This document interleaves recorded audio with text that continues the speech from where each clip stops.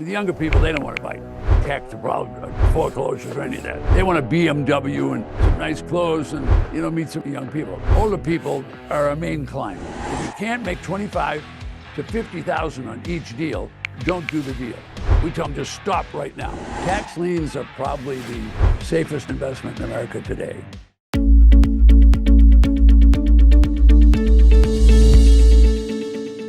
Hey guys, this is Sharad, host of the REsimpli podcast. It's my pleasure to bring you a very special guest, Ted Thomas, on this podcast. Ted, welcome to REsimpli podcast. How are you? Thank you. Nice to be here. Thanks for the invite.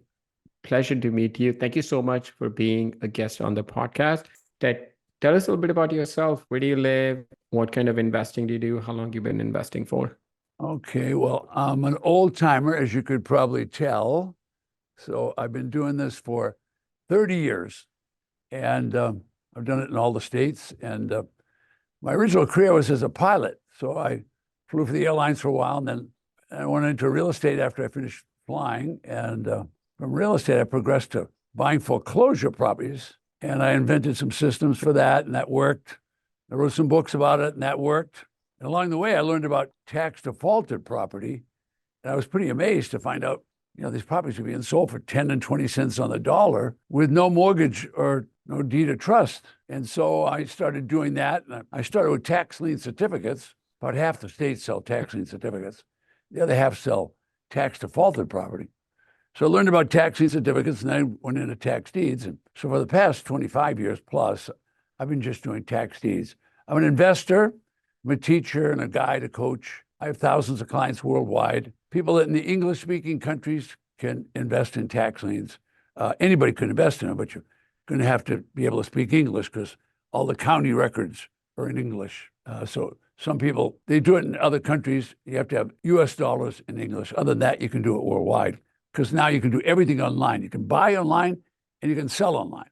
But when I started, it was just a business where you had to go to the county records, knock on the door and say, please give me a list so I can see.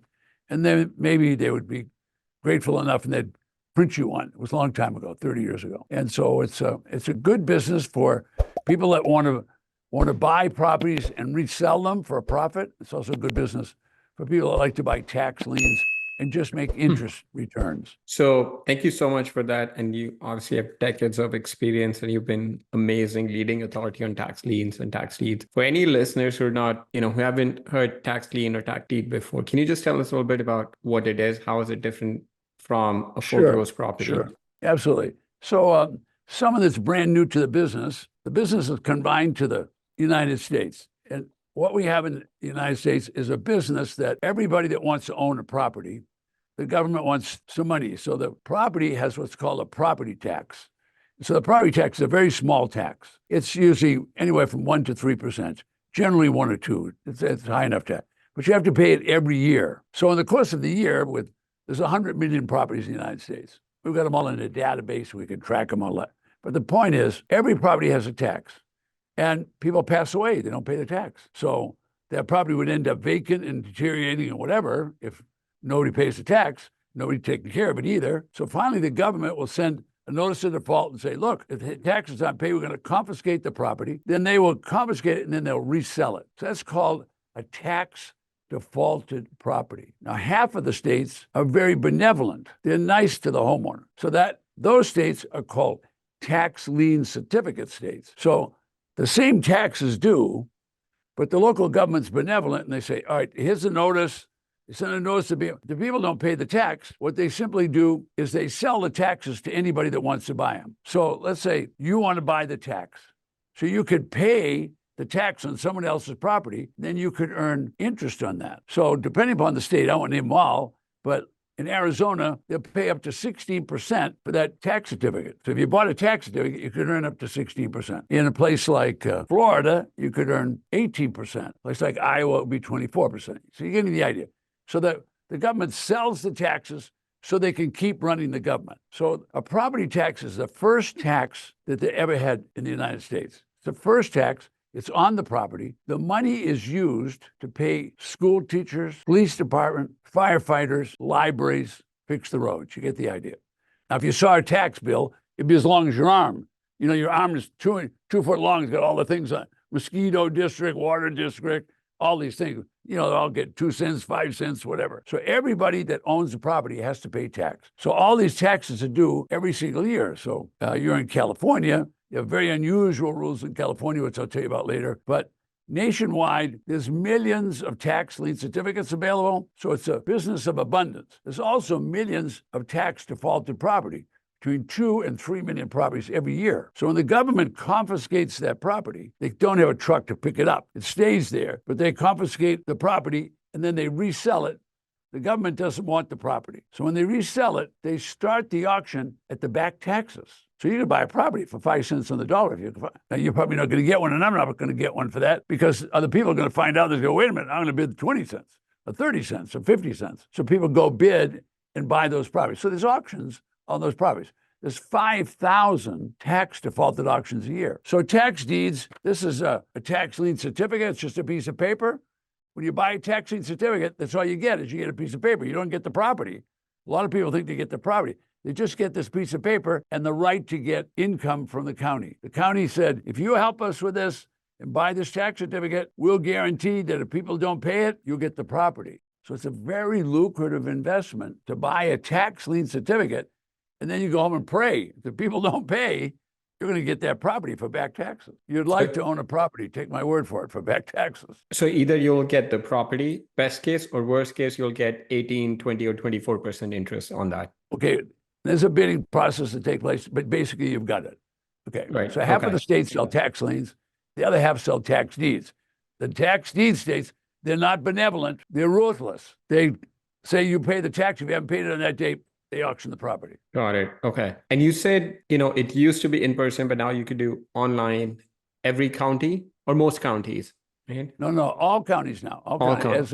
There's a few in Georgia that just haven't come around yet, but basically nationwide. Vast majority. Yeah, there's 3,000 plus counties. So there's enough counties for, for all online, yeah. And has it I would assume it's gotten more competitive now that you're competing against anyone from anywhere in the world, as long as they're US dollars and English speaking? Or would you say it's gotten more competitive, less competitive, or about the same? It's about the same because it requires a little skill. The younger people, the audience is changing a lot. I've watched. The audience is usually 45 to 105. The reason it's 45 to 105 in age is because they're the people with money. So the younger people, they don't want to buy tax foreclosures or any of that. There's a few exceptions. They want a BMW and some nice clothes and, meet some young people. But older people that are concerned about their future are what are our main clients. The main clients are that. But it's a struggle for them. You grew up with a computer. They didn't grow up with a computer. So they not so hot about researching online. So we do classes. We have classes in this business. Every day we have classes. 300 days a year we're doing classes. All the time classes to teach people how to do it. So the people that are successful do it again and again and again and again. There's probably, I'd say 10 to 12, 15% of the people at the most do it. The rest of them, it's some work. Yeah, I don't think anything is in real estate. I think infomercials make it out to be, or late night commercials, but I don't think anything is. What would you say a typical investor, makes rate of return on tax lien certificates or tax deeds? Well, there's much more money in tax deeds because it's not unusual. Let me give you some comparisons. So you could buy in Arkansas today, you could buy a 3-bedroom, 1-bath, 30 years old.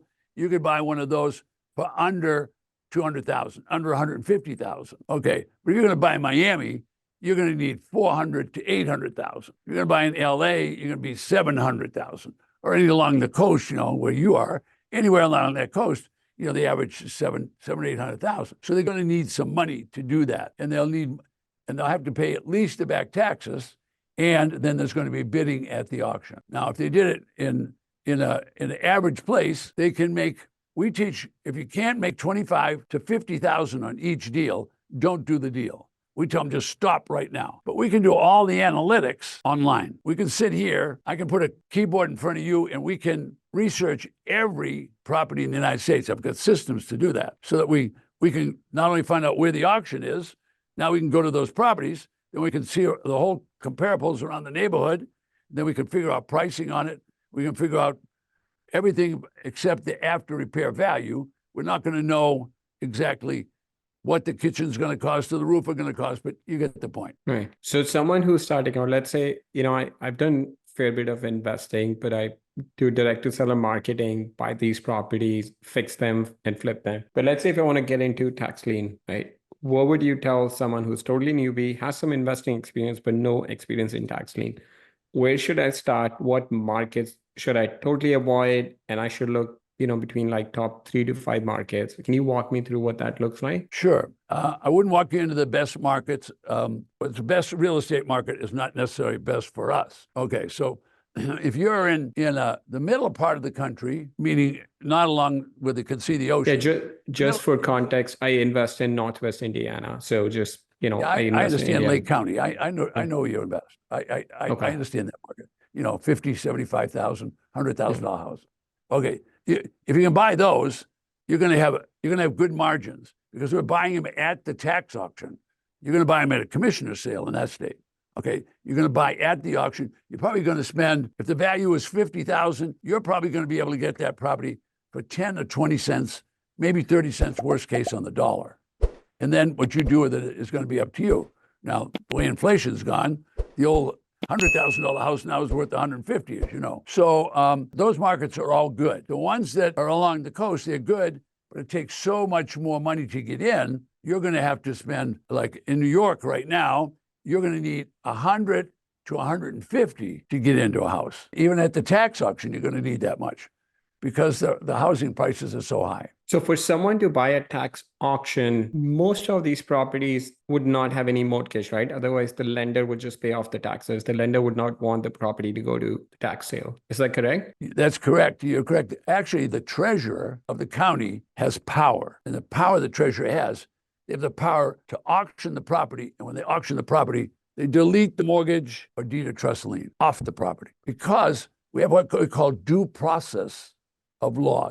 Due process of law says anybody on title has to be notified, and a mortgage would be untitled, or a deed of trust would be untitled. They are notified with registered letters that they had to sign for. Right. I've gone to the file, and you'll see 17 letters, registered letters to the Bank of America, and they never respond, or whatever bank. Otherwise, they walk. Otherwise, the lender could just pay off the taxes and then take it to the foreclosure auction, right? Exactly. What's the downside of investing in tax liens or tax deeds? Why should someone not do this? Well, first of all, if they shouldn't do it unless they understand sales and marketing, because anybody can buy a property. Anybody can fix one up, not efficiently like you do, but they can fix them up. And if they get the wrong contractors, you know the rest of that story. So they're going to lose their assets on a fix-up. So there's a big risk. A big risk. And the next big risk is, now they've got it, what are they going to do with it? So the average guy, and this is the disadvantage of buying online, they're buying online, the neighborhood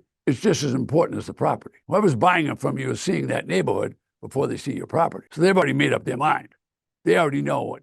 All right, so the average newbie to the business is going to come online and say, oh, this is such a great deal. But if they don't go there, so my first rule that I teach, and I've taught for 30 years, is boots on the ground. Now, whether it's my boots or yours, you being an experienced person, I say, look, you know what to look for. We have guys that know what to look for. Look for this, look for this. What's that roof going to cost? Can you get in it? If you can't get in it, then what are we going to have to do with the kitchen? Whatever. What are we going to have to do with the bathroom? All right. So if they can't look at that property with boots on the ground, I tell them not to buy it. But you see, people think because the tax assessed value is $250,000 and they can get it for $40,000, that they stole it. Now, you know better because I haven't given you enough information and you haven't had boots on the ground. If you had boots on the ground, you'd tell me right away whether you want it. If you didn't have boots on the ground, you're not interested. But when you have boots on the ground, you're also looking at the neighborhood. Huge. If you don't look at the neighborhood, how are you going to sell it? Right. So the two weaknesses are understanding after repair value and understanding what you're going to do as far as selling. So when it comes to selling, we have to teach them everything from Craigslist to Facebook Marketplace, to using brokers, to doing it yourself, to putting up signs. I could go on for 20 minutes. All the things you got to do to sell a property. And they don't have a list. So you don't have a list because they're buying online somewhere else. The guy in the local area, he knows exactly who to go to. So the client, the best client for us, if we buy one, the best client is find out who all the rehabbers are and find out who all the fixer-uppers are. Buy it low, sell it low to them. Let them fix it up because they know more about rehab than any of my clients are ever going to know in their lifetime. That's true. One question I have, I had looked at buying at the tax auction in Indiana. I think it was commissioner sale. There's one more, I forgot which one, but I was going to buy at the one where you immediately get possession to the property. But there's one that comes before that also. I forgot what's it called. Yeah, it's a regular tax defaulted auction. Yeah. But from what I remember, so let's say if it's $100,000 property and I paid 20, 30 cents on the dollar, let's say I paid 20, 30,000. So I do not get to get insurance on that property. Is that correct? So that money. No, you get insured. No, you can insure it. You can insure it. Oh, you can insure it? I'll just give you one word. Just go for commercial insurance. Go to a commercial broker and ask him. Don't go ask the regular one. They don't know what the hell they're doing. No, we can't. Empty property. No, we don't do that. Oh, no. They're all afraid. Go to a commercial one. And so instead of paying, $2,000 a year, it might be $2,500 or something. Yeah, it's nothing. It's not it's what you know, not what you're guessing, Absolutely. Yeah, I think that's what I'd done. I'd gone to my insurance agent who was doing my residential properties, and I talked to her and I said, hey, I'm buying this property, the tax lien. I'm not going to have deed to it. She said, we cannot insure it. So I'm like, okay. And I checked with State Farm and a couple of other companies. They said, no, we cannot insure it. So I'm like, I don't want to take that risk of buying a property. And if the house were to burn down, then I don't have anything to show for it. Okay. Right. That's good. We have people that own 5 or 7 properties at a time. I mean, the people that really do it, they go to an auction. Like when I go to the auction, I don't just go there to buy one property. I'm going to look at 100 properties if I'm interested in having, but I always look at least 30 because there's a lot of times people outbid me. Sometime the first day of the auction, these guys they're just throwing money to get a property. They want to win the auction, not the property. Yeah. They'll build retail.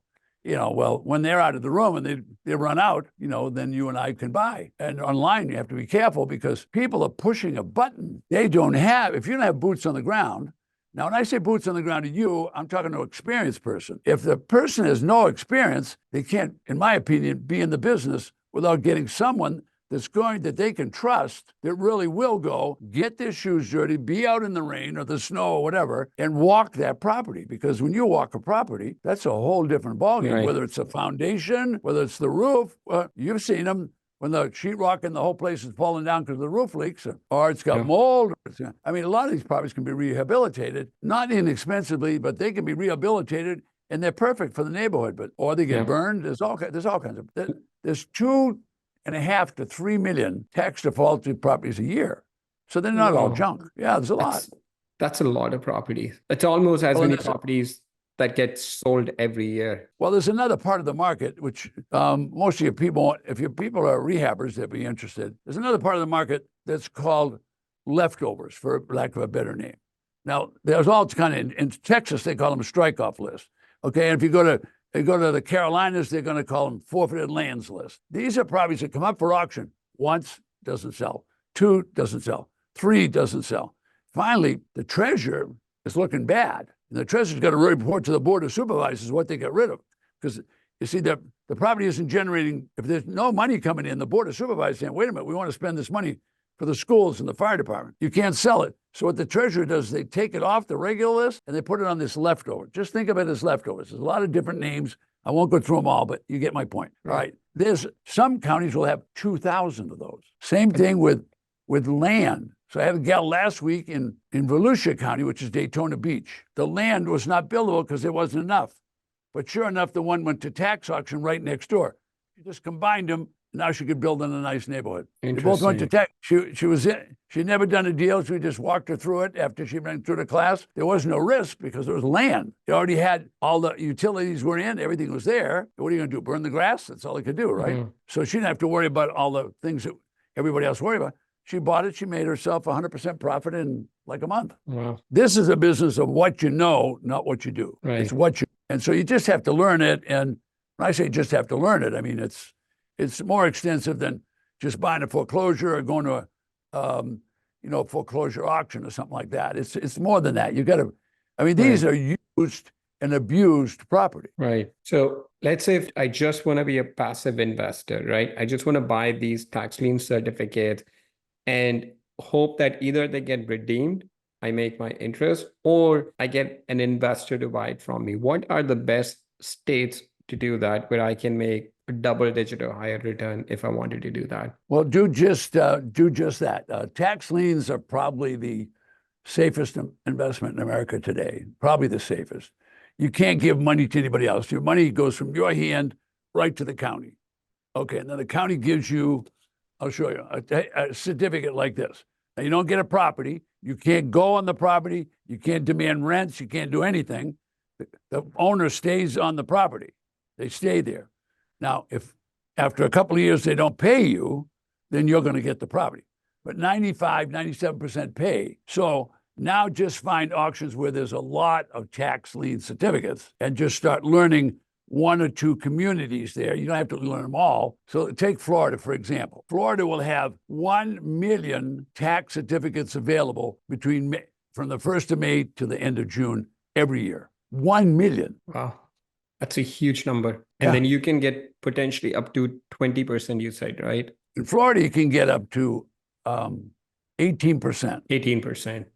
Right. But remember, a tax lien can be bid down. So I bid 18, but you want that one. So you bid 17. Next bid is 16. Next bid is 50.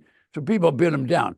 So most of those are going out the door now, right in the 10% range. That's still pretty good. And I would imagine some people can do that in their IRA also. Is that correct? Oh, yeah, we teach them to do everything they can in IRA or a pension plan. Everything. Wow, that's incredible. Yeah. And the counties love that. The county's all prepared for that. I've been doing the same thing for 30 years. I mean, we taught the county how to do the IRAs. That's amazing. Yeah. What do you think there's some misconceptions people have about tax liens or tax deed investing? Well, no, it's massive. I mean, people don't have any idea. They've got a lot of dreams about what the business is.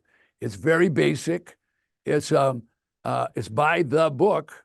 The auctioneers are all going to run it by the book.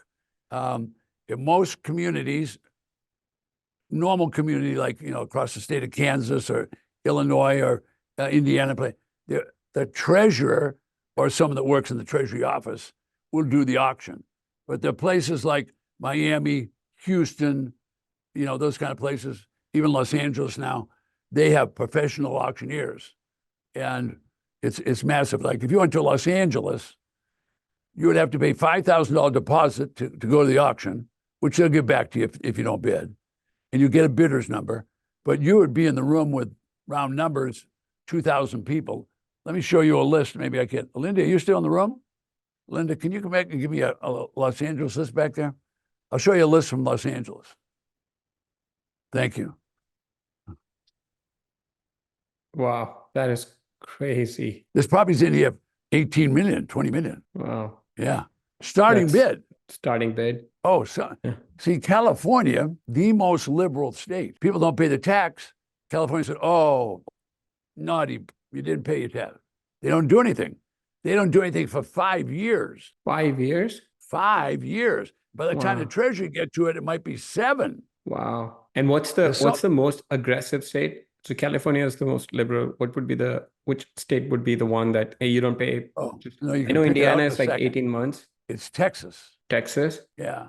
In a foreclosure business in Texas is 21 days. In the tax defaulter business, they sell a redeemable deed. A redeemable deed in Texas, if I raise my hand and I buy it, I pay the other guy's taxes. So they give me the deed to his property. But that guy or gal, they have 180 days to come forward and say, I want my property back. If they come forward and want their property back, they have to give you all what you paid, whatever you bid, plus 25% penalty. 25%? Wow. That's a lot of money. And it happens once a year? No, it happens once a month. Once a month? First Tuesday of every month in 250 counties. Wow. And they have only 6 months to redeem. Otherwise, you get the property. If they redeem, they pay you 25%. And so there's 6 different redeemable states. It's the best deal in the world. Georgia's the same way. They only got 168 counties in Georgia. And in Georgia, they have 365 days, and it's a 20% penalty in the first year, a 30% in the second year, and a 40% in the third year, and a 50% in the fourth year. I had no idea about that. Absolutely no idea. No, it's a level that people call me up and say, well, I got a redeemable deed in California. I said, you do? How'd you get that? Well, I got it from the sheriff. I said, The sheriff doesn't sell those things. What are you talking about? And they say, well, of course I got it from the sheriff. I said, well, you didn't. The sheriff doesn't sell those. You had to go to the tax defaulted auction. The treasurer controls property, not the sheriff. Right. Oh, well, I got it from the people don't know. They're guessing and trying to, show you how smart they are. They don't know.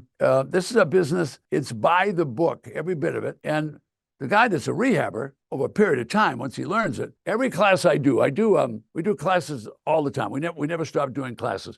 But every 90 days, we do an event where the people can come to the event. And when they come to the event, about 10, maybe 15% of every event will be rehabbers or wholesalers, because they're getting their brains beat out at the foreclosure auctions, and they can't get, so they want to start getting these properties. But the real market is people that are 45 to 105. If you come in my seminar room, it's all gray hair like this. No, you're doing great, Ted. Yeah. So speaking of that, can you share a memorable success story from one of your clients using your system? You want me to just use any week of the year, or give you a real fancy one? You want a little one? You want a big one? Whatever like sticks out to you, for one of your clients that you hold. Last month we had 6 people in foreign countries like Canada and Mexico. They're speaking English and they can get American dollars. So they want to buy in the States, because this is the only place you can do this. So I teach people. So I've got a guy in Regina, Saskatchewan. That's spelled with an R, Regina. That's the capital of the province. Regina's north of Montana. It's a province that's bigger than Texas. And they have a real estate market there. And he became a client because the market caved in and it didn't come back. So he wanted to sell off and buy tax property. So I taught him to buy tax defaulted property. The first one he bought a residential lot. I teach people buy a residential lot because the infrastructure's in. And if you're buying from a foreign country, there's nothing that's going to get burned down. Immigrants aren't going to get in the house and ruin it. You're not going to have a dope thing and all that. So he bought that. I teach him to buy it low at the auction and then sell it. So the property was in Riverside, California. It was valued, a residential lot, $229,000. He got it for, round numbers, $30,000, about 10 cents on the dollar. Okay, residential lots will make good prices because everybody that you and I know, they were born in a house. Let's say they were conceived in a house, then they're born in a house, and then they live in a house. So what do they want? They want a house at the auction.